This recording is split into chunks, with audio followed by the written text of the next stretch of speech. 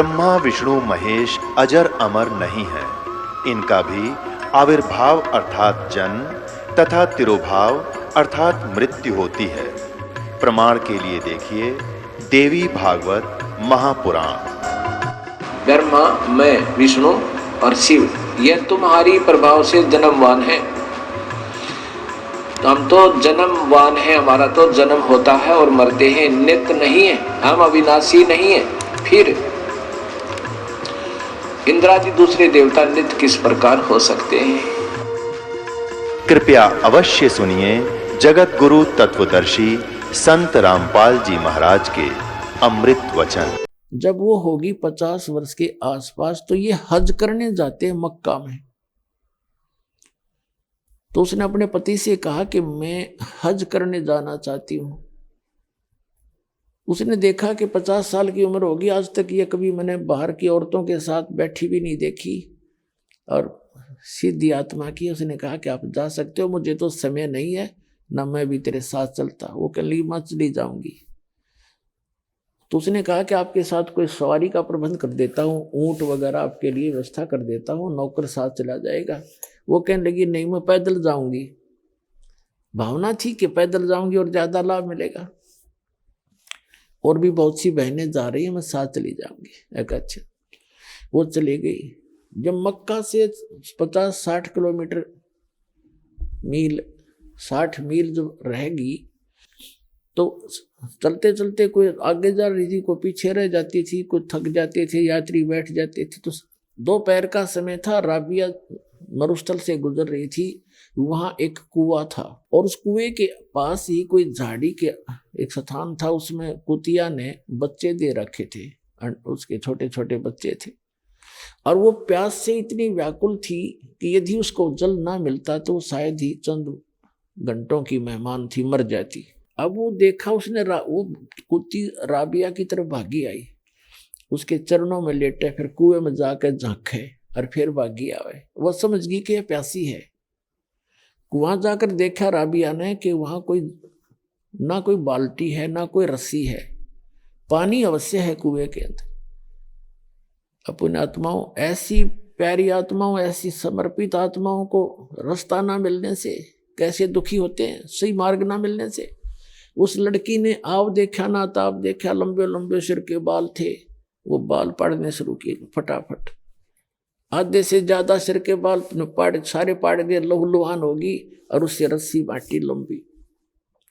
अपने कपड़े उतारे, मोटे मोटे कपड़े होते थे पहले खद्दर के, और कुएं में फांसे रस्सी, बालों की रस्सी से बांधकर उसको बाहर निकाला। एक ठेक मटका पड़ा था, खड्डा सा था, मटका टूटा हुआ, उसके ठेकरे में, उस टुकड़े में कपड़े निचोड़े, फिर निकाले, फिर निचोड़े। वो एक कुतिया खूब छिका दी, और फिर अपने पूछ पाछ के सरने, और फिर कपड़े पहन कर और चलने की सोची थी। उसी समय वो मक्का उठ गए, वो मक्का मकान पूरा मंदिर, और कुएं के साथ में आकर लग गया, जैसे प्लेटफार्म पर रेलगाड़ी लग गया करे।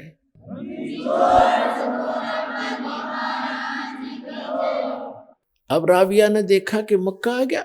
मक्के के लिए एकदम दौड़ के गई इसमें और सजदा करवा, सजदा करने लगी। इतने वहां से मक्का उठा।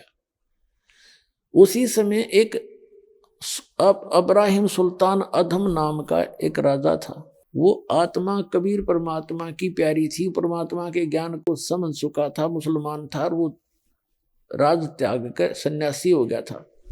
वो वहां गया हुआ था मक्का में, क्योंकि संत वहां जाते हैं जहाँ श्रद्धालु इकट्ठे होते हैं। और वो अब्राहिम सुल्तान उनको समझा रहा था, ये मक्का नहीं एक मकान है भाई, इसमें अल्लाह नहीं है, उसकी पूजा की विधि भी आपको पता नहीं है, मैं बताऊंगा। वो ऐसा चर्चा चल रही थी। इतने में देखा सबने कि मक्का कहाँ गया, मक्का कहाँ गया, अरे मक्का कहाँ गया। तो अब्राहिम सुल्तान अधम कहते हैं कि मक्का नहीं मकाम, और गया रांड के लैंड को नो कह अदम सुल्तान। वो अब्राहिम सुल्तान कहते हैं कि ये मक्का क्या कहोगे, तो एक ढूंढ है, एक मकान है, और यो तो एक रांड ने लेन गया है। अपने आत्मा देख सोचने की बातें हैं कि उस महापुरुष ने इतनी, जिसके लिए मक्का उठ के चला गया, उस औरत को, उस बहन को सुल्तान अदब ने कहा कि एक नालायक बहन को लेने गया, एक नालायक स्त्री को, वो तो नालायक कह रहा है, और वहां मक्का उठकर उसके लिए गया अराबी के लिए, तो पूरे मुसलमान धर्म में वो एक बहुत ही आदरणीय बहन होगी कि भक्ति ईमान लाओ तो ऐसा लाओ। अब वो क्यों कह रहा था? वो इसलिए कह रहा था कि इसने वह सही भक्ति दी छोड़ फिर डले ढूंढ लाएगी, और उस भक्ति से इसके अंदर ये सिद्धि शक्ति मालिक की दी हुई उस भक्ति से है, इसके लिए परमात्मा कर रहा है। अब इसकी बुद्धि खुल रही नहीं। अपने आत्माओं जैसे शेख फरीद के गुरुजी थे, उनमें कितनी सिद्धि थी, आंख भी ठीक कर दी लेकिन मोक्ष नहीं था। तो इस आंख न के फूका 10 दिन पीछे फिर जल जाती है, तो जो मोक्ष नहीं हुआ तो इन सिद्धियां ने भी के चाटा। परमात्मा कहते हमारे शब्द के अंदर हम जो मंत्र देते हैं, शब्द महल में सिद्धि 24, हंस बिछोड़े विश्व बीसा। कहते हमारे महल में, हमारे शब्द में, इस नाम से आप में 24 सिद्धि आ जाएंगी, लेकिन इसको प्रयोग करने लगे तो यहीं के यहीं रह जाओगे। आपकी टायर पंचर हो जाएगा आपकी गाड़ी में, दुनिया में प्रभुता अवश्य हो जाएगी, इसको छूना भी नहीं तुम। और उसने टायर पंचर कर दिया 4 साल की भक्ति में। वो सिद्धि तो थी उसकी, मालिक साथ था अपनी बेटी के। जब जिसने इतनी कुर्बानी कर दी, इतनी भावना नहीं, उसकी आस्था टूट जाती तो वहां मक्का उठा के धर दिया मालिक ने, ले बेटी तू मक्का मार ले माथा, यही धर दिया उठा के तेरे लिए। अब उधर से वहां तो वाह होगी, भक्ति हो तो साधना, ईमान लावे तो राबिया जैसा लावे, भक्ति करे तो ऐसा करे। देखो अब उनका ये भ्रम हो गया कि सादिया भी राबिया भी वही भक्ति करे जो हम करते, इससे अगर हम सही करेंगे तो हमें भी ऐसे फल मिलेगा। लेकिन उनको जड़ का पता नहीं था, वो साधना कौन सी कर चुकी थी, और फिर तो वह गुमराह हो चुकी थी। उस बैटरी पीछे की चारत से उसको मालिक साथ दे रहा था। 2 जन मेरी शरण है, ताका हूं मैं दास, और गेल गेल लाग गया फिर जब लग धरती आकाश। अगले जन्म में वो लड़की मृत्यु को प्राप्त हुई, एक बांसुरी नाम की लड़की हुई, और उसने खूब परमात्मा की महिमा गाई। फिर कहते हैं वैसा बनी फिर वह अगले 3रे जन्म में। अब वो भक्ति पूर्व जन्म की जो 4 साल भक्ति की थी उसने सत्य मालिक के चरणों में, जो मालिक ने भक्ति बताई थी उसको, अल्लाहू अकबर ने, उसके कारण उसको 3 जन्म और मिल गए। फिर वैसा बनी वो अगले जन्म में। फिर वो लड़की का हुआ 3रा जन्म, फिर उसका एक राबिया का, फिर वो बंसरी बनी, और फिर वो एक वैसा बनी, और फिर उसका जन्म हुआ लड़की का 3रा। फिर उस समय उसकी उस 4 साल की भक्ति करने से उसकी आयु मनुष्य की इतनी संस्कार बन गए थे कि तो 3री आयु थी वह 12 वर्ष की मनुष्य जीवन से था उसका 12 वर्ष का, और वो शेख तकी के पैदा होगी। उस शेख तकी मुसलमान के घर संस्कार था, उसका जन्म ले लिया उसकी बेटी के रूप में। उसी लड़की ने, राबिया ने, अपने आत्माओं, ये मुसलमान भाई भ्रमित हैं क्योंकि कुरान शरीफ का ज्ञान इनकम्प्लीट है, जिस कारण से उसमें कंप्लीट ज्ञान ना होने से ये कहते हैं जन्म मरण नहीं होता। ये वास्तविक कहानी है। अब वो लड़की जो परमात्मा से सत्साधना की, 4 साल के बाद भक्ति भी छोड़ दी, फिर कितनी सैक्रिफाइस भी की, भगवान ने कैसे चमत्कार भी किए, लेकिन फिर वह आगे जन्म मरण के चक्कर में थी और शेख तकी के घर जन्म हो गया। अब उस शेख तकी के घर जब जन्म हुआ उस लड़की का 12 वर्ष की आयु होकर उसकी मृत्यु होगी, खत्म हुई। उसको कब्र में दबा दिया गया। उधर से सिकंदर लोधी ने कहा कि हे परमात्मा, हे महाराज, आप मेरे साथ दिल्ली चलो, कबीर साहब से कहा, और वहाँ के लोगों को उपदेश देना। दाता उनमें तो सारा दिन ऐसी खींचातानी बड़ी हुई है हिंदू और मुसलमानों में, आपके विचार सुनेंगे, वो आपका यानी एक हो जाएंगे, उसमें कुछ परिवर्तन ना होगा। परमात्मा ने सोची चल भाई। अब शेख तकी तो मरोड़ी खा ही रहा था, उससे राजा से नाराज था क्योंकि उसकी तब पोस्ट खत्म होने को जा रही थी, उसका पद खत्म होने जा रहा था। कबीर साहब के अंदर आस्था राजा की होगी क्योंकि वो तो प्रत्यक्ष भगवान आए हुए थे और उसके इतने दुख दूर कर दिए जिसका लाग गए सोचन जाने। अब वो क्या चलते चलते वापस आ रहे थे, परमात्मा को, कबीर जी को राजा ने अपने हाथी वाली अंबारी में बैठाया, अपने निजी कक्ष में। इससे और ज्यादा चढ़ गया वो शेख तकी कि मेरी तो वैल्यू खत्म होगी राजा की नजरों में। उन्होंने दरिया के किनारे पड़ाव लाया रात न रुकने के लिए, क्योंकि पानी का आसरा देख करके रुका करते थे। सैनिक भी वहां खाना भी बनाते थे, नहाते धोते, घोड़े खच्चरों को भी पानी पिला लेते थे। वहां टेंट लगा दिए अलग अलग, शेख तकी का अलग टेंट, राजा का अलग। कबीर परमात्मा राजा ने अपने पास रखे थे अपने टेंट में।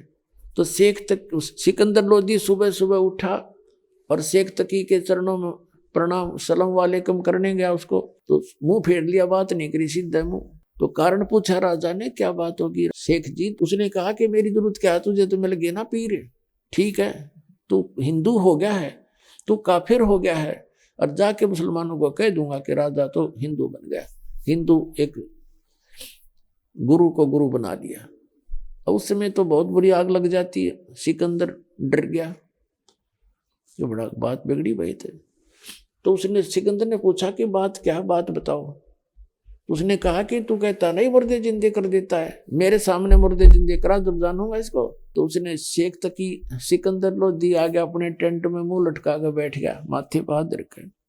अंतर्यामी परमात्मा ने कहा कि क्या बात है राजन, कैसे मायूस हो गए, कोई राजकाज की कोई बुरी खबर सुन ली क्या? सिकंदर लोधी ने कहा कि भगवान हे अल्लाह, आपके साथ रहते तो क्या दुख हो सकता है, पर ये मेरा गुरु है ना धार्मिक, ये मेरा सिरदर्द है। अब यूं नाराज हो गया, न्यू कह है कि मुझे अब मेरे सामने मुर्दा करके दिखा, जब मैं मानू इसमें कोई शक्ति है।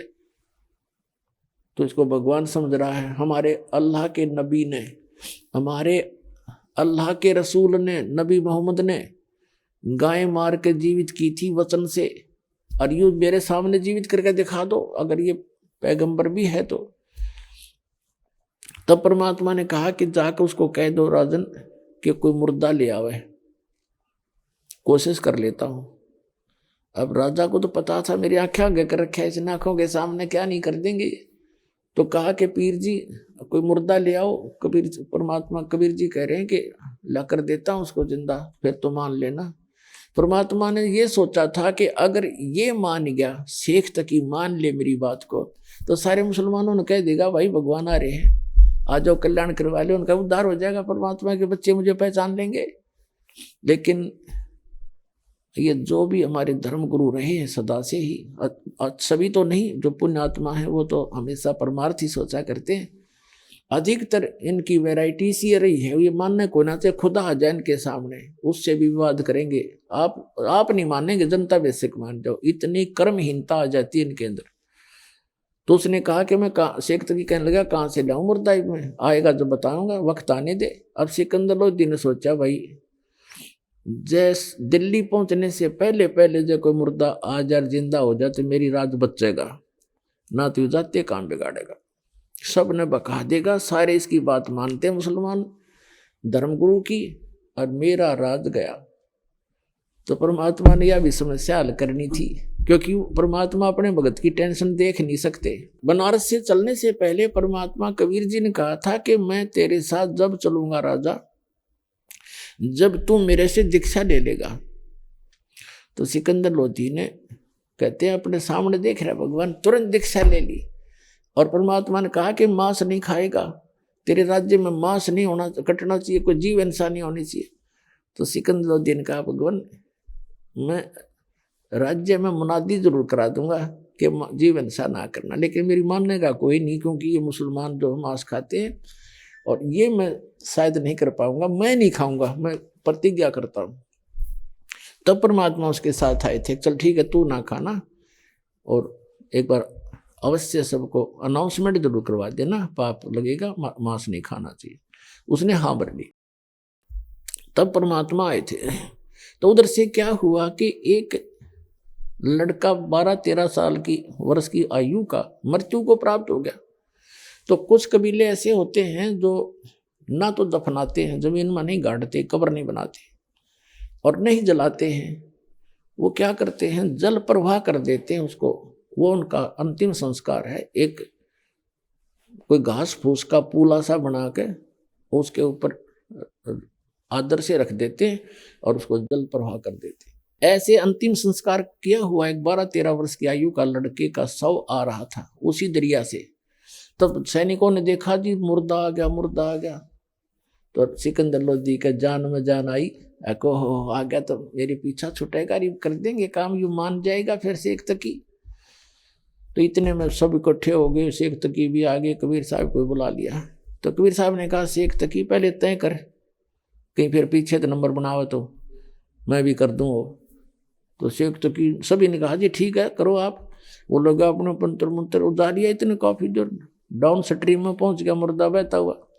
तब शेख तकी कहता है ये तो न्यू चाव था कि मैं करता रहूं, इतनी चला जाए, मुर्दे जिंदे होते हैं क्या, वो तो कयामत के समय होंगे, कयामत आएगी तब सब जिंदे करे जाओगे। परमात्मा ने कहा कि ठीक है शेख तकी डट जा। परमात्मा कबीर साहब ने ऐसे संकेत किया उसको, जैसे मुर्दा जा रहा था पानी में बहता हुआ तो उसको ऐसे किया था, वो उल्टा चल पड़ा मुर्दा, जैसे इंजन वाली नौका चलती है अपोजिट अप स्ट्रीम में, और नीचे से दरिया की लहरें जा रही हैं और सब आके वहां रुक गया जहां परमात्मा खड़े थे कबीर जी। नीचे से दरिया की लहरें जा रही हैं। तब परमेश्वर ने कहा था जीवात्मा जहां है तो कबीर हुक्म से इस शव में प्रवेश कर और बाहर आ जा। इतना ही कहना था, सारा शरीर कांपने लगा। एकदम बाहर आके लड़का दंडोत प्रणाम किया कबीर भगवान को, बोलो सतगुरुदेव।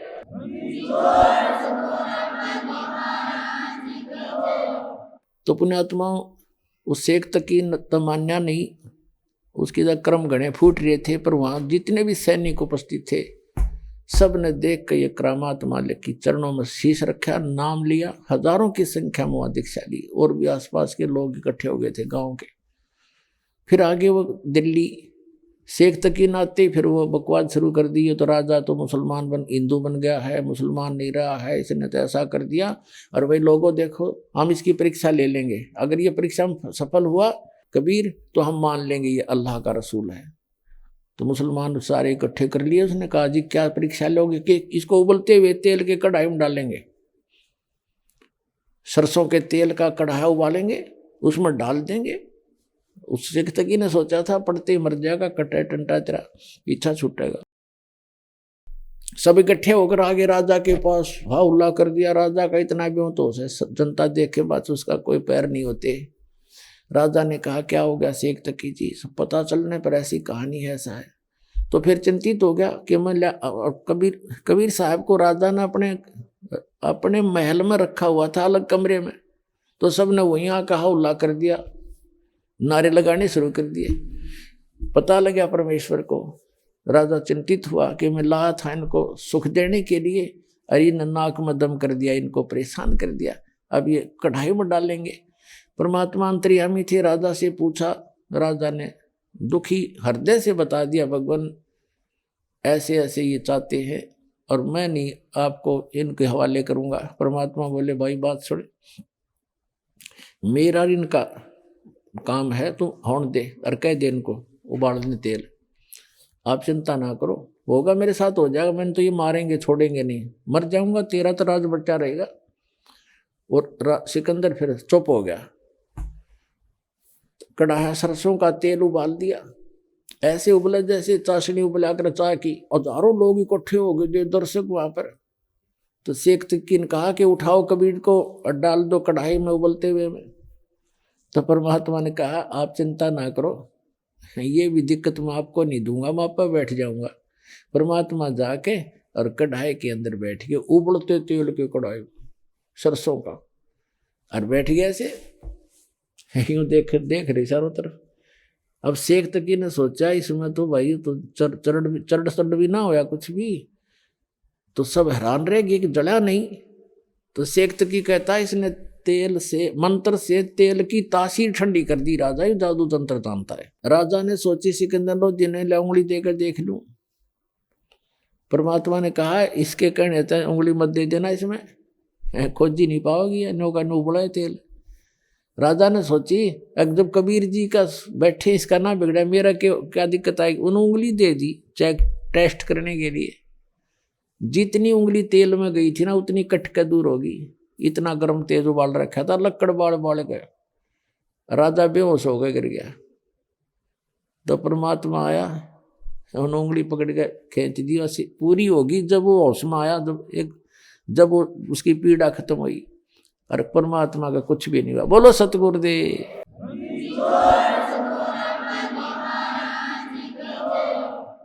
उसके बाद क्या होता है, उसने फिर स्कीम बनाई कि यूं तो तेल में जंतर मंतर कर लिया करते हैं ऐसे।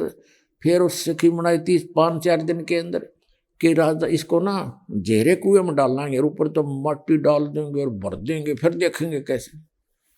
उन्होंने फिर ऐसे नारे लाते गए। राजा ने फिर, परमात्मा ने कहा कोई बात ना राजन, इनको कर लेने दो जो ये करेंगे। तो राजा को ये हो गया था कि ये कुछ नहीं बिगाड़ सकेंगे भी इनका। उन्होंने कहा भाई ठीक कर लो। तो परमात्मा को ले जाकर जो जेरे कुएं में पटक दिया ऊपर से कबीर जी को, और ऊपर से मिट्टी, गोबर, छड़े, कांटेदार झाड़ी और भर दिया फल, क्योंकि हजारों की संख्या में ले जा रहा था अपने समर्थक शेख तकी। अब हाथ पैर धो के मिट्टी माटी से मुंह मां साफ करके राजा के पास आया शेख तकी। कहने लगा जी कर दिया तेरे भगवान का काम, अल्लाह का, वो दाब दिया मिट्टी में। अब सिकंदर लोधी कहता है किसकी बातें कर रहे हो शेख जी, किसके विषय में बात कर रहे हो? अब किसको क्या कर दिया? कि तेरे गुरुजी को डाला है खड्डे में और ऊपर से भर दी मिट्टी। कहते ही अब देखेंगे वो कहाँ है। सिकंदर कहने लगा तो देख मेरे कमरे में बैठे हो। बैठे शेख तकी जाकर देखा नो, उसकी फिर माथा ठनक गया। वहां बैठे पाए परमात्मा सिकंदर लोधी के कक्ष के अंदर राजा के वहां पर। फिर 5-4-10 दिन के बाद फिर उसने कहा कि भाई ये कोई जादू तंत्र जानता है, इसको जब जानो मेरी लड़की कब्र में दबी हुई है और उसको जीवित कर दे, हम मान लेंगे ये अल्लाह है या अल्लाह का रसूल है। फिर वह जिद लगा दी, सारे मुसलमान इकट्ठे कर लिया। तो परमात्मा कबीर साहब ने कहा भी कह दे, सिकंदर से कह दिया कि इसने कह दे आज से तीसरे दिन इसकी लड़की जिंदा कर दूंगी। इतना मुनादी करा दिया आसपास के गांवों में, और भी देख लेंगे सारे आकर। आसपास के गांवों में बहुत दूर तक अनाउंसमेंट करवा दी, शेख तकी की लड़की को एक ऐसे महापुरुष आए हैं, जीवित करेंगे। जनता देखना आ गई लाखों की संख्या में। कब्र फुड़वा दी गई। शेख तकी खड़ा, सिकंदर लोधी सैनिक और परमात्मा कबीर जी। तब परमात्मा ने कहा शेख तकी तो कर ले जंतर मंत्र अपने, कहीं फिर नो का मैं भी कर लूँ। तो और उपस्थित दर्शक कहने लगे जी अगर इसके पास कोई सिद्धि शक्ति होती है, अपने बच्चे ने कौन कब्र में डाला है, आप करो दाता। कुछ एक लोगों को भी यकीन भी हो गया था कि जब कढ़ाई में नहीं, उबलते तेल में नहीं जला, हमारी आंखों के सामने जेरे कुएं में डाल दिया था, ऊपर से टनों मिट्टी डाल दी, हजारों टन मिट्टी ठोक दी, झाड़ ठोक दिया, फिर बाहर बैठा पाया। तो जो उसके साथ गए थे शेख तकी के समर्थक, उनके दिल में जगह बन गई थी और वो न्यू सोचते थे जब आज के में मालिक ने दया कर दी तो हम सारे चेले बनेंगे इसके। तो परमात्मा ने कहा कि हे शेख तकी की लड़की जीवित हो जा। वह जीवित नहीं हुई। हे शेख तकी की बेटी जीवित हो जा। लड़की नहीं जीवित हुई, कब्र फोड़ रखी थी, लड़की का शव वहां पर विद्यमान था। शेख तकी नाचन लग गया, भंगड़ा पा दिया उसने, खुशी मना रहा। अपनी बेटी के ना जीने की गम नहीं, कबीर साहब के हारने की खुशी मना रहा है वो और पशु। तो उसी समय परमात्मा ने कहा कि डट जा तो शेख तकी शांति कर थोड़ी। तब कहा कि हे आत्मा जहां भी है तू, कबीर हुक्म से वापस आ जा, इस शरीर में प्रवेश कर।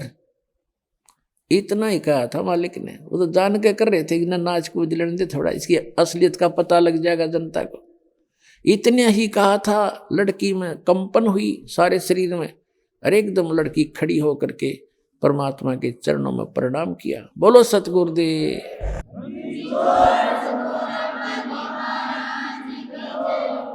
उसका नाम कमाली रखा। लोगों ने कहा कमाल कर दिया, कमाल कर दिया। लड़की का नाम कमाली रखा। उस लड़के का नाम कमाल रखा था जो नहर से बहता हुआ मुर्दा जीवित किया था। तो लड़की ने खड़ा होकर के 1.5 घंटे 2 घंटे तक प्रवचन किए। परमात्मा ने उसको दिव्य दृष्टि दे दी बेटी को कि सुना दे सारी राम कहानी जो तेरे साथ बीती। उसने सारी बताई कि एक जन्म में मैं मालिक से मिली थी, मुझ कर्महीन ने सत्संग की कमी से इनके द्वारा दिए गए ज्ञान को छोड़ दिया, नाम को और अन्य साधना में करने लगी। उस 4 वर्ष की भक्ति से मुझे 2 मनुष्य जीवन और मिले, तीसरा ये मिला।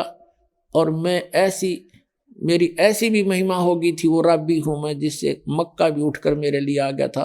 और आज आगे मेरा मनुष्य जीवन शेष नहीं था, मुझे पशु जूनी में जाने की तैयारी थी। लेकिन ये समर्थ परमपिता वहाँ पहुँचे और धर्मराज से छुड़वा कर मुझे वापस लाए हैं। लोगों पकड़ लो चरण, ये अल्लाह अकबर आए हैं। लाखों लोगों ने नाम लिया। बोलो सतगुरुदेव की जय हो।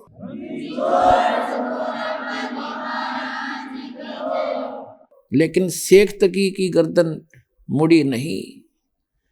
उन्होंने तो कसम खा रखा कि हम एक अल्लाह के सामने शीश झुकाएंगे और के सामने नहीं। अल्लाह सामने खड़ा और टट्टू न झुकाओगे शीश, फिर सारे कुछ करके दिखा दिया फिर भी न अल्लाह को शीश झुकाएंगे। अरे भगवान सामने खड़े, अल्लाह अकबर है। वो कबीर साहब उस परमात्मा के पाने की वो सारी विधि दास के पास है, और अपना कल्याण कराओ। बोलो सतगुरुदेव।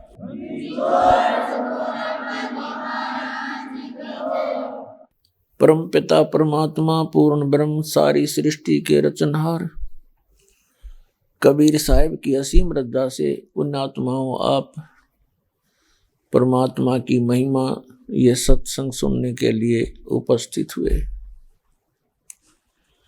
धन्य है वो मानव शरीरधारी प्राणी जिनको अब बिचली पीढ़ी इस कलयुग के मध्य में, बिचली पीढ़ी के समय में आपका जन्म है। उससे भी पुण्यकर्मी वो प्राणी हैं जिनको सतलोक आश्रम बरवाला जिला हिसार हरियाणा के अंदर आने का सुअवसर प्राप्त हुआ। पुण्यात्माओं, आप तो बालक हैं, बच्चे हो, आप विद्यार्थी हैं। टीचर को पता होता है कि जो बच्चे इतनी श्रद्धा से और ये पढ़ाई शिक्षा ग्रहण कर रहे हैं, इनका भविष्य कितना उज्जवल है। तो आपके भविष्य का दास को पता है। इसके विषय में सूक्ष्म वेद में कहा है कि लख बर सूरा जूझ ही लख बर सावत दे, लख बर यति जहान में तब सतगुरु सुरना ले। आप आज के जन्मे नहीं हो, आप असंख्य जन्मों से, असंख्य युगों से इस काल के जाल में, इस जन्म मरण के इस अरहट के कुएं में आप गिरे हुए हो। और आपने ऐसी ऐसी साधनाएं भी की हैं, आपने बड़े बड़े त्याग भी किए हैं परमात्मा के लिए। लेकिन सत साधना सतगुरु ना मिलने से उन किए हुए कर्मों का फल तो आपको मिला, लेकिन वो व्यर्थ रहा। अब जैसे आध्यात्मिक ज्ञान के अंदर एक बहुत बड़ा विस्तार होता है, विवरण होता है, उसमें ये भी कहा गया है कि जैसे कर्म करेगा वो फल आपको अवश्य मिलेंगे। जैसे का मतलब है कोई स्वाभाविक पाप कर रहे हो, वो भी मांस खा रहे हो उसका पाप भी, शराब पीते हो, तम्बाकू सेवन करते हो या अन्य नशीली वस्तुएं सेवन करते हो, उनका भी पाप आपको प्राप्त है। और कोई इसके साथ साथ चोरी ठगी डाके डालता है, वो भी पाप आपको मिलना है, लिखा जाता है आपके अकाउंट में।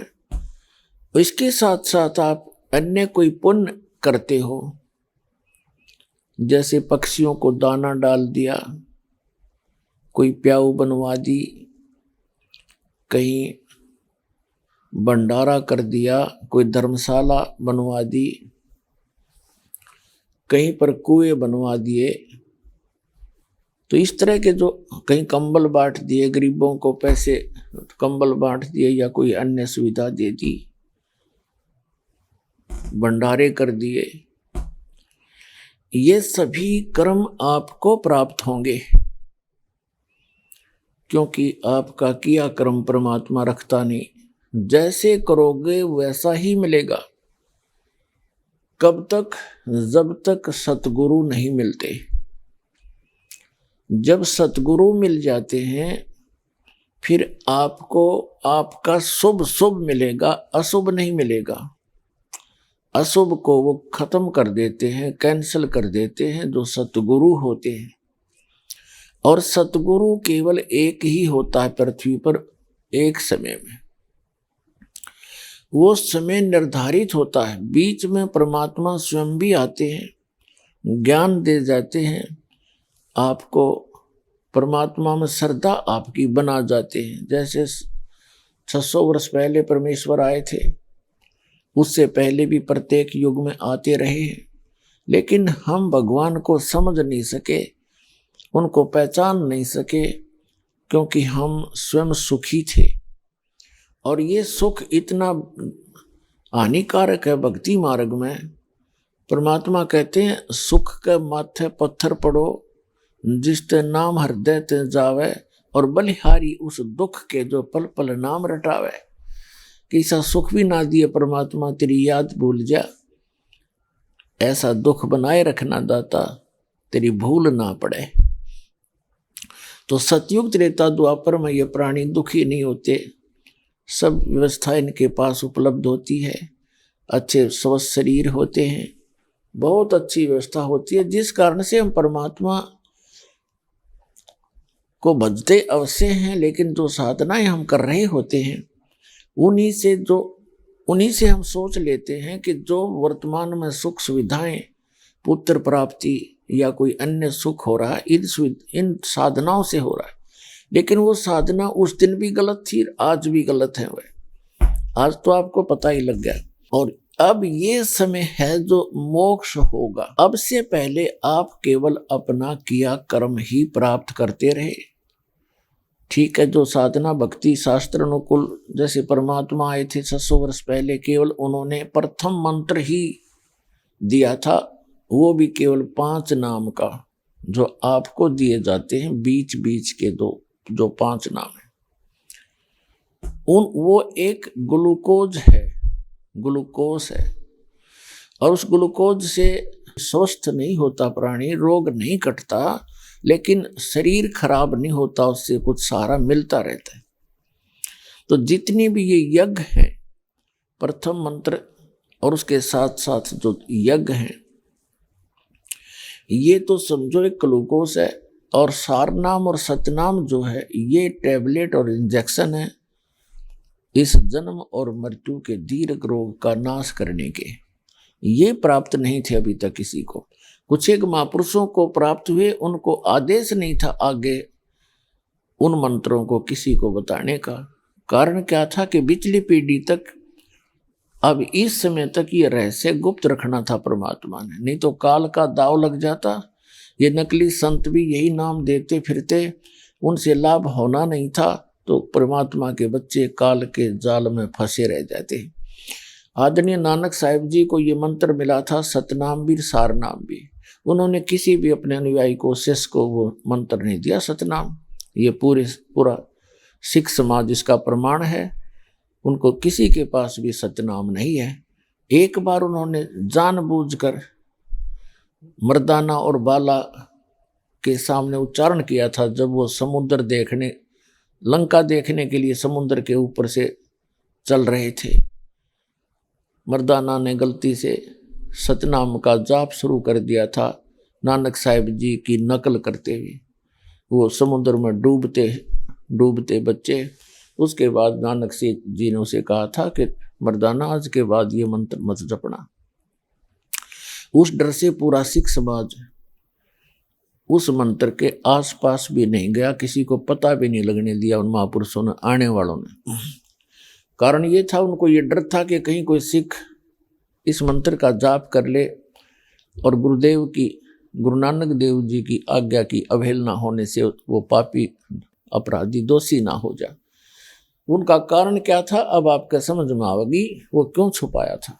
ये सतनाम का जाप उच्चारण करने का नहीं है, लेकिन नानक साहिब जी ने जानबूझकर उच्चारण किया कि इनमें से कोई न कोई सा नकल जरूर करेगा और उसको झटका लगेगा और आने वाले समय में एक बैन लग जाएगा। तो पुण्यात्माओं, वो महापुरुषों बैन लगा गए थे, अब इस दास को भेजा है इस बैन को तोड़ने के लिए, उन्हीं परमात्मा के आदेश से।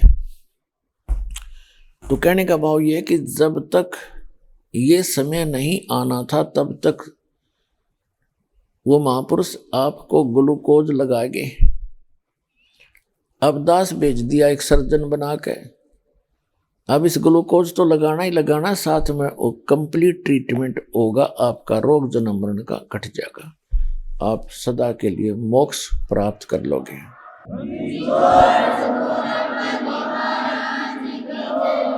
इससे पहले तो दास अपना बताना चाह रहा था कि जैसे कर्म प्राणी करता है वैसा फल मिलता है जब लग सतगुरु नहीं मिलते, और सतगुरु मिलते हैं, सतगुरु मिलता है वो परमात्मा का कृपा, या तो स्वयं परमात्मा होते हैं या परमात्मा का विशेष कृपा पात्र होता है, और उसको परमेश्वर कबीर जी अपनी पावर दे करके भेजता है।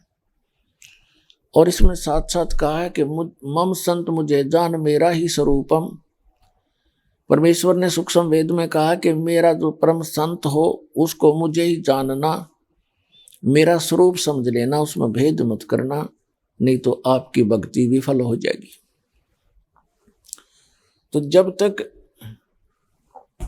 परम संत से सत मंत्र ना लेकर के गुरु बना करके भक्ति करते हैं, आपको वो भी मिलता है, लेकिन वो दोनों मिलते हैं।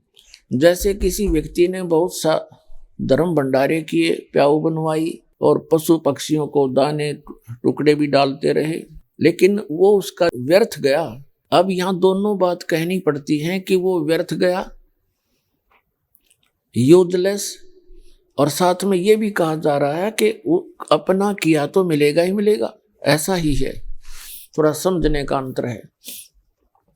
जैसे आपने देखा होगा वर्तमान में तो बहुत ज्यादा हो गई है ये रिवाज परंपरा कि एक कुत्ता होता है, डॉग, और उसको धनी लोग रखते हैं, और उसको कुत्ते की कितनी केयर टेक होती है, कितनी देखभाल होती है। वेटरनरी सर्जन यानी डंगर डॉक्टर उसकी चिकित्सा में हाजिर रहता है, उसको अलग से रूम दिया जाता है, एसी कमरा होता है उसका, और खाना उसको शायद भारतवर्ष के 25% व्यक्तियों को प्राप्त नहीं होता होगा जो उसको आहार मिलता है, और दिन में 2-3 बार नहलाया जाता है, उसकी खूब देखभाल की जाती है।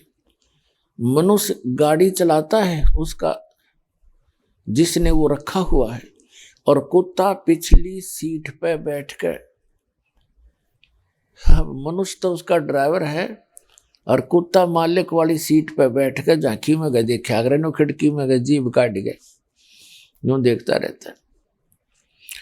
अब कारण क्या है?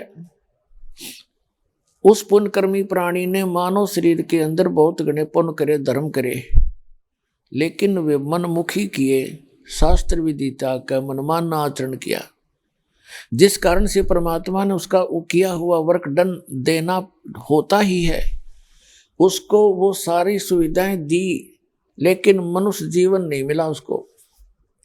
यदि वो सतगुरु बनाकर सत साधना करता और ये धर्म पुण्य करता, या तो पार हो जाता, और पार नहीं होता तो वही गाड़ी, वही एसी रूम, वही खाना पीना और वही कार, उसको सुविधा मनुष्य जीवन में मिलती, मनुष्य जीवन भी साथ प्राप्त होता। और मनुष्य जीवन प्राप्त होता तो पिछली भक्ति की तरफ होती है प्राणी कहीं ना कहीं, उसको फिर संत भी मिल जाते और फिर से भक्ति स्टार्ट होकर मोक्ष प्राप्त कर जाता। इसलिए गुरु बिन माला फेरते, गुरु बिन देते दान, गुरु बिन दोनों निष्फल हैं, चाहे पूछो वेद पुराण। फिर क्या बताया है कि झूठे गुरु के आश्रय कदे न उधरे जीव, सच्चे पुरुष कबीर हैं आद परम गुरु पीव। और झूठे गुरु से भी नाम लेकर जीव उद्धार नहीं हो सकता। सच्चा सतगुरु केवल एक कबीर साहब है, और कबीर साहब ही की कृपा से आज इस दास को उपलब्ध है। उनका पूर्व में आपने संदेश पढ़ा होगा कबीर सागर में। कबीर बानी नामक चैप्टर है 137 पृष्ठ पे, और सूक्ष्म वेद है कबीर सागर में लिखा हुआ है, अलग से एक चैप्टर है, उसके 121 पृष्ठ पे कि परमात्मा ने कहा था कि जब कलयुग 5500 वर्ष व्यतीत हो जाएगा तब एक महापुरुष प्रकट होगा, मेरा भेजा हुआ मेरा दास जाएगा और पूरे विश्व को सत नाम और सत भक्ति बता के पूरे विश्व का कल्याण करेगा। पूरी पृथ्वी उपदेश ले, पूरी पृथ्वी के प्राणी उपदेशी होंगे। ये परमात्मा का आदेश है 600 वर्ष पहले का।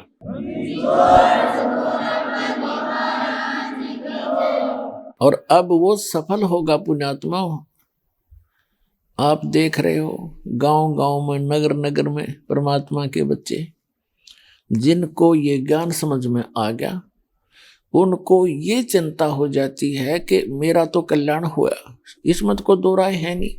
यहाँ से भक्ति प्राप्त होने के बाद उस प्राणी का मोक्ष कंपलसरी है, गारंटीड है, लेकिन कंडीशन है कि मर्यादा में रहे। और भक्ति कोई विशेष भी नहीं इसमें करनी, यानी विशेष वो नहीं है कि कोई हठ योग नहीं, इसको चलते फिरते बैठ के लेट के, कोई रोगी है बीमार है नहीं बैठ सकता, लेट के भजन कर ले, सिमरण से मोक्ष होगा।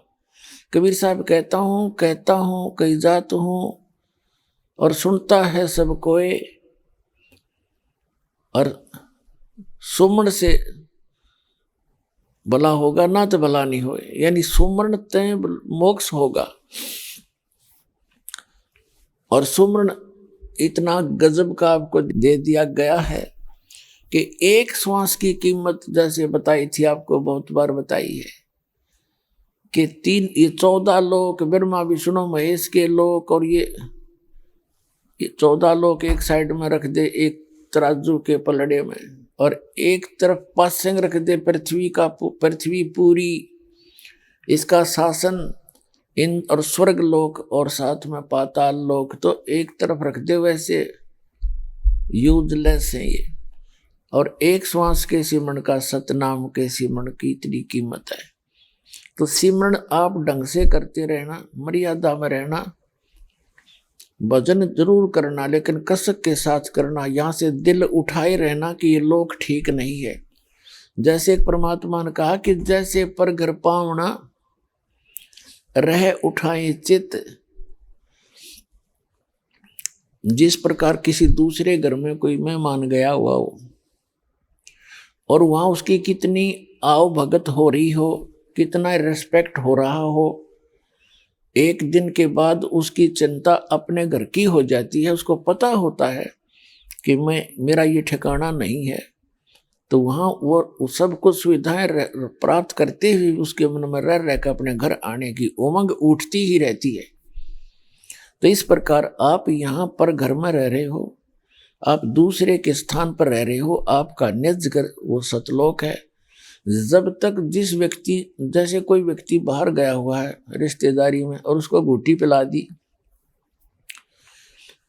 और जब उसकी घूटी उतरे उसने फिर एक प्याली पिला दे, तो उसने चाहे 10 दिन रोक लो हुए, क्योंकि उसने होश को नहीं, उसमें नशे में वो पड़ा है वहां पर।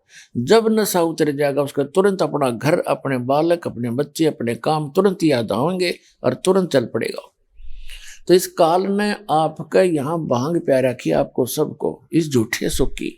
कबीर साहब कहते हैं झूठे सुख को सुख कहे ये मान रहा मनमोद, ये सकल चबीना काल का कुछ मुख में कुछ बोध।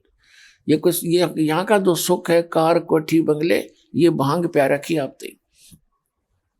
और जब आपके इस ज्ञान परमात्मा के एंटीबायोटिक कैप्सूलों से मंत्र से जाप से ज्ञान से जब आपकी अभांग उतरेगी फिर आपका चित्त उस सतलोक के अंदर ऐसे रहेगा जैसे पर घर में पावना यानी मेहमान रहता है। तो उस अतिथि के आए बिना आपकी मुक्ति नहीं होगी। तो इस ज्ञान को रह रहकर सुनना, भक्ति करते रहना। भक्ति से थोड़ी बन जावे पर करे कसक के साथ करे और मर्यादा में रहता हुआ करे तो सफल होगे। भक्ति करनी अवश्य पड़ेगी। और थोड़े से मंत्र करने में रोज के आप 1000 मंत्र भी कर लो। वैसे तो परमात्मा ने कहा कि 10% समय आपका परमात्मा की भक्ति भजन में अवश्य लगना चाहिए। और वैसे फिर दूसरी तरफ कहा कि ये तो इन वेरी स्टार्ट बताया है कि पहली कक्षा का बालक ज्यादा देर नहीं बैठ सकता ना पढ़ सकता। बड़ा बच्चा हो जाता है फिर वो लगातार काफी अध्ययन करता है, घंटों अपने आप चिंतित हो जाता है। तो शुरुआत के अंदर कम से कम 2.5 घंटे आपका सिमरन होना चाहिए। 24 घंटे हैं एक दिन रात में, तो लगभग 2.5 घंटे, 2.25 घंटे, 3 लगा लो, ये सिमरन होना चाहिए आपका। और ये कैसे होना चाहिए? जैसे चलते फिरते बैठते उठते।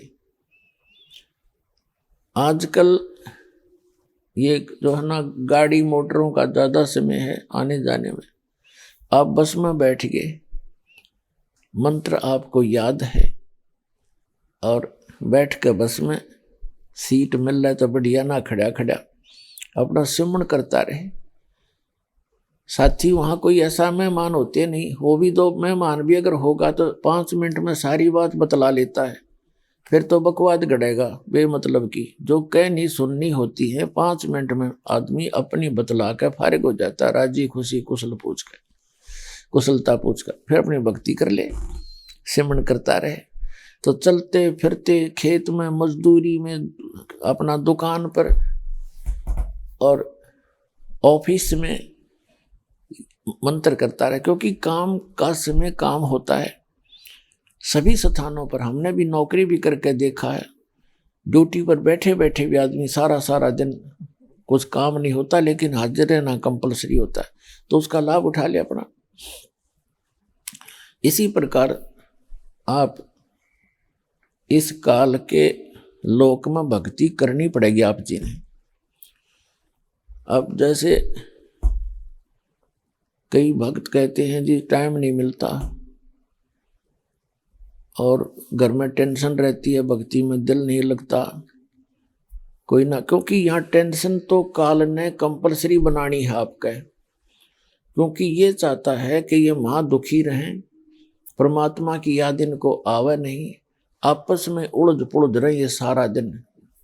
एक घर का सदस्य ऐसी बात कह देता है आपस में तो दूसरा मनमाना सारे दिन जले बुझे जा उसके बारे में, उसने ऐसे क्यों कह दिया, उसने ऐसा कि क्या कहा, मैंने ऐसा क्यों कर दिया था, है हो गया सारा दिन का काम। तो परमात्मा कहते हैं ऐसी वाणी बोलिए मन का आपा खोए और उनको शीतल करे आप भी शीतल होए। तो आपस में हमने ये सोच के कि यो काल करवावे है, आपस की खींचातानी, आपस में टेंशन बनानी, इसका प्रथम कर्तव्य है, क्योंकि हम भगवान के बच्चे हैं, अपनी गलती करके इसका फंस गए खलनायक के। अब ये हमें सता के उस भगवान को सताता है, आपको दुखी करके वो परमात्मा को सताता जिसके तुम बच्चे हो, और उस दुख में वो आपको दुखी देखकर यहाँ भटकता रहता है। इन काल के दूतों ने ऐसा मिसगाइड कर दिया, भगवान की परिभाषा चेंज कर दी। भगवान तो निराकार है। अब बताओ, भगवान सामने घूमा करते थे, यहाँ रहा करते थे, बार बार आते थे, कहते थे, समझाते थे तुम भाई भक्ति कर लो, ये लोग ठीक नहीं है, तुम यहाँ के रहने वाले नहीं हो, तुम्हारा लोक और है। तो उस अज्ञान के कारण हम भगवान को पहचान नहीं सके और निराकार पे हमारी माइंड की सुई नीडल वहां टकराई गई कि ना भगवान तो निराकार है। तो वो परमात्मा आपके लिए भटक रहा है। आइए अब हम उन श्रद्धालुओं के अनुभव जानते हैं जो जगत गुरु तत्वदर्शी संत रामपाल जी महाराज जी से दीक्षा प्राप्त कर चुके हैं तथा उनके द्वारा बताए गए भक्ति मार्ग पर चल रहे हैं। नमस्कार जी। नमस्कार सर। क्या नाम है आपका? मेरा नाम नवदीप सिंगला है। नवदीप जी, आप कहाँ से आए हो? सर मैं डिस्ट्रिक्ट संगरूर धूरी पंजाब से हूँ। सर, संत रामपाल जी महाराज की शरण में कैसे आए? सर संत रामपाल जी महाराज की शरण में मैं 2010 में आया। मुझसे पहले मेरे पिताजी और मेरे दादाजी ने संत रामपाल जी से दीक्षा ले रखी थी। मेरे दादाजी जो पहले की राधा स्वामी पंथ से जुड़े हुए थे, 25 साल उन्होंने उनका नाम सिमरन किया था। तो उनको एक भगत जी ने पुस्तक दी थी और उस पुस्तक को पढ़कर उन्होंने ये बात बोली कि जो राधा स्वामी पंथ है उनके जो गुरु हैं वो तो 10वीं पास हैं, लेकिन जो संत रामपाल जी का ज्ञान है वो एक PhD लेवल का ज्ञान है। तो उन्होंने मेरे पिताजी से बोला कि मैं राधा स्वामी पंथ को छोड़कर संत रामपाल जी महाराज से दीक्षा लेना चाहता हूँ। तो उन्होंने ये भी कहा कि अगर मेरे पिताजी उनके साथ दीक्षा लेंगे तो वो साथ मतलब कि दोनों इकट्ठे दीक्षा लेंगे। तो उन्होंने नाम दीक्षा ले ली। तो कुछ समय बाद मुझे भी थोड़ा थोड़ा ज्ञान पता चला कि संत रामपाल जी की मैंने किताब पढ़ी। सर, संत रामपाल जी महाराज से नाम दीक्षा लेने से पहले आप क्या भक्ति साधना करते थे? डेली मंदिर जाना और हनुमान चालीसा का पाठ करना, ये सब परंपरागत साधनाएं करता था। सर, संत रामपाल जी महाराज द्वारा दी गई भक्ति को करने के बाद आपको क्या क्या लाभ मिले? सर जैसे संत रामपाल जी महाराज की शरण में आने का मेरा एक मुख्य कारण था, जैसे मुझे नौकरी नहीं मिल रही थी। मैंने MBA किया था लवली प्रोफेशनल यूनिवर्सिटी से, तो मुझे नौकरी नहीं मिल रही थी, तो मैं बड़ी टेंशन में था। तो मैंने एक सिर्फ संत रामपाल जी के मैंने अपने पिताजी को बोला कि अगर आपके गुरुजी मुझे नौकरी दिलवा देंगे तो मैं नाम ले लूँगा। तो मेरे पिताजी ने कहा कि पहले तुम नाम लो, अगर नौकरी ना दिलवाई तो छोड़ देना। तो मैंने ये सोचा कि चलो ठीक है, देखते हैं कि 4 महीने का ये प्रथम मंत्र देते हैं, उसके बाद दूसरा मंत्र देते हैं। तो मैंने अपने मन में सोचा कि यार अगर दिन में ताकत होगी तो मुझे नौकरी दिलवा देंगे। तो इस वजह से मैंने नाम ले लिया। तो भगत जी तो सर मुझे नौकरी संत रामपाल जी की दया से इस तरीके से मिली कि मैंने उस नौकरी के लिए अप्लाई भी नहीं किया था। मुझे एक मेल आया कि आपका एक रिटन एग्ज़ाम है, दिल्ली मुझे बुलाया गया। तो वैसे ही मैं कभी अपनी मेल आईडी खोलता भी नहीं था, मैंने एक दिन वैसे ही मेल खोल ली तो मुझे वो मेल आया हुआ था। तो मैं दिल्ली एग्ज़ाम देने गया, तो मैंने ऐसे ही जो मल्टीपल चॉइस क्वेश्चन होते हैं ऐसे ही भर दिया। मेरा एग्ज़ाम क्लियर हो गया, तो मैंने अप्लाई भी नहीं किया था। एग्ज़ाम के बाद इंटरव्यू के लिए गया तो मेरे से ज़्यादा एक्सपीरियंस वाले कैंडिडेट आए हुए थे। सभी को ये था कि उनको नौकरी मिल जाएगी, मुझे तो ये था कि मुझे बिल्कुल नहीं मिलेगी क्योंकि मैं एक फ्रेशर हूँ। तो लेकिन वो नौकरी भी मुझे मिल गई। तो मैं बड़ा हैरान हुआ कि यार मैंने एक चैलेंज किया और मुझे नौकरी मिल गई। तो उसके बाद फिर मैंने सोचा यार इनमें कोई शक्ति तो है जो मुझे एकदम से नौकरी मिल गई। तो मैंने फिर क्या कि नौकरी ज्वाइन करने के बाद मैं भक्ति से थोड़ा सा हट गया, मैं नौकरी में बिज़ी हो गया और मैंने थोड़ी सी मर्यादा भी भंग करनी शुरू कर दी। तो इस वजह से मेरी नौकरी भी खतरे में आ गई। तो मैंने फिर गुरुजी से प्रार्थना लगी, गुरुजी मेरी नौकरी सही नहीं चल रही। गुरुजी ने बोला बेटा तू भक्ति कम करता है। तो मैंने फिर भक्ति स्टार्ट की तो मेरी नौकरी फिर से ठीक हो गई। और सर एक और लाभ मिला, जैसे कि मेरी माता जी को बहुत पुराना गठिए की प्रॉब्लम थी। उन्होंने 2008 में नाम लिया था। उनकी प्रॉब्लम का पता ही नहीं चला कि वो प्रॉब्लम कैसे ख़त्म हो गई। तो मेरे पिताजी को भी दिक्कत थी, मेरी सिस्टर की शादी नहीं हो पा रही थी। तो उन्होंने भी पंडितों ने बोला था कि इनकी शादी 30-32 साल तक होगी। लेकिन संत रामपाल जी महाराज से नाम दीक्षा लेने के बाद 1.5 साल के अंदर उनको बहुत अच्छा घर मिला, इतनी बढ़िया शादी होगी उनकी। तो एक और बात बताना चाहूँगा कि संत रामपाल जी ने मेरे पिताजी की आयु को भी बढ़ा दिया। एक हमारे यहाँ पंडित था जिसने बताया हुआ था कि मेरे पिताजी को बताया था कि 50 से 55 साल की उम्र के बीच आपकी एक दुर्घटना होगी जिसमें आपकी जान जाएगी। तो उसी अंतराल में मेरे पिताजी को एक मेजर हार्ट अटैक आया।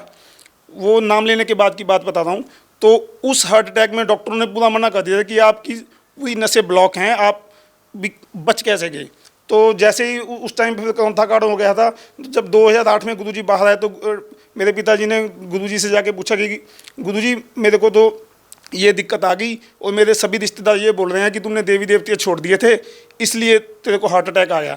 लेकिन गुरुजी ने बताया कि बेटा अगर आज तू परमात्मा की शरण में ना होता तो आज तू तो काल तेरे को खा चुका होता। तो परमात्मा ने संत रामपाल जी ने कहा कि बेटा मैंने तुम्हारी काल से जमानत करा के लेके आया हूँ, तो तेरी अब जितना तू चाहता है उतना जी ले अब। तो मेरे पिताजी ने भी पूछा कि मैं गुरुजी मेरी जमानत कितनी देर के लिए? गुरुजी कहते जब तक तू सतलोक नहीं जाएगा ना तब तक तेरी जमानत है। तो हमें ये लाभ प्राप्त हुआ जी। सर बात करें पंजाब की, तो यहाँ के युवा लोग बहुत ज़्यादा नशा करते हैं। सर क्या आप भी कोई नशा करते हैं? सर मैं पहले जैसे कोई शादी ब्याह में ड्रिंक कर लेना ये करता था दोस्तों के साथ। जैसे मैं लवली में पढ़ा हूँ तो वहाँ पे भी लत लग गई थी, सिर्फ शराब पीते थे। लेकिन संत रामपाल जी महाराज की शरण में आने से के बाद वो शराब तो भूल ही गए भी शराब होती, कि हम पीना तो दूर किसी को लाके भी नहीं देते। सर अक्सर हम यही देखते हैं कि संत रामपाल जी महाराज की शरण में आने के बाद वे जो सालों से नशा करते थे वो उन्होंने छोड़ दिया। आखिर संत रामपाल जी महाराज जी क्या करते हैं कि लोग तुरंत नशा छोड़ देते हैं? देखिए संत रामपाल जी महाराज हमें एक ऐसी शिक्षा देते हैं, एक ऐसे भक्ति मार्ग पे लगा देते हैं जिससे बुराइयां धीरे धीरे किनारे लग जाती हैं। वो वहाँ जैसे हम सतलोक आश्रम में जाते हैं वहाँ का माहौल इतना बढ़िया है, वहाँ पे इतनी अच्छी शिक्षा दी जाती है। संत रामपाल जी महाराज के प्रवचनों में इतनी ताकत है, उनके दिए गए मंत्रों में इतनी ताकत है कि आदमी बुराई की तरफ ध्यान ही नहीं जाता। जैसे हम भी नौजवान पीढ़ी है, आज फिल्में देखते हैं, गाने सुनते हैं। मुझे गानों का इतना क्रेज़ था, मैं सारा दिन कानों में हेडफोन लगा के इंग्लिश गाने सुनता था। लवली में हम यूनिवर्सिटी में पढ़ते थे, सारा दिन फिल्में देखना। मुझे ये था कि मुझे एक बार नौकरी मिल जाए, मैं गाने वगैरह तो छोड़ नहीं सकता, लेकिन उसके बाद नाम छोड़ दूंगा, बस कबीर जी को भगवान मान लूँगा। लेकिन मेरे को पता भी नहीं चला कि मुझे गानों से इतनी नफरत होगी। जैसे ही मैंने उनका मंत्र जाप शुरू किया, उनकी बताई हुई भक्ति शुरू की, मुझे गाने, फिल्मों और ये सबसे ये हो गया कि ये चीज़ें करने लायक नहीं है। शराब पीना ये वगैरह सब कुछ मेरा दूर हो गया जी। मेरी पहले आर्थिक स्थिति भी कोई ज़्यादा बढ़िया नहीं थी। आज मेरे पास सब कुछ है, घर है, दुकान है, खेती की ज़मीन है, बैंक बैलेंस है, गाड़ी है। परमात्मा की दया से मेरी शादी भी होगी। मैंने बगैर दहेज के 1 रुपया नहीं लिया दहेज में, जबकि मैं बढ़िया समाज से हूँ। और हमारे बढ़िया में लड़के का सौदा होता है 20 लाख में, 30 लाख में, और सभी रिश्तेदार हैरान हैं कि इन्होंने एक पैसा नहीं लिया। मेरी शादी सिर्फ मात्र 20-25 हज़ार रुपये में, जो बाहर के रिश्तेदार आए हुए थे उनको खाना खिलाने में मेरे खर्च हुए हैं। उसके सिवा 1 रुपया हमने लिया नहीं, कोई गहना नहीं लिया, कोई पैसा नहीं लिया। वो सब हैरान हैं कि ऐसी शिक्षा इनको कौन दे रहा है। तो हम बोलते हैं कि हम हमारे गुरुजी के, हमने सतलोक जाना है, जो हमारे गुरुजी हमारे लिए नियम बनाएंगे हम उन्हीं पे चलेंगे, हमें पैसा नहीं चाहिए। सर जो श्रद्धालु संत रामपाल जी महाराज से नाम दीक्षा लेना चाहते हैं वो उनसे नाम दीक्षा कैसे प्राप्त कर सकते हैं? सर संत रामपाल जी महाराज से अगर आपने जुड़ना है तो आप संत रामपाल जी महाराज का सत्संग डेली देखें। उसके नीचे एक नंबर, नीचे बॉटम लाइन पे एक नंबर पीली पट्टी चलती है, उस पर एक नंबर आता है, और उस नंबर पे कॉल करके आपको सारी जानकारी मिल जाएगी। संत रामपाल जी के हर प्रांत में, भारत के हर प्रांत में नामदान स्थल खुले हुए हैं, पंजाब में भी हैं। वहाँ पे आप संपर्क करके नाम दीक्षा प्राप्त कर सकते हैं। लेकिन मैं आपसे ये भी प्रार्थना करूँगा, पहले आप संत रामपाल जी महाराज का ज्ञान सुने, समझें, तभी उनसे दीक्षा लें। बहुत बहुत धन्यवाद।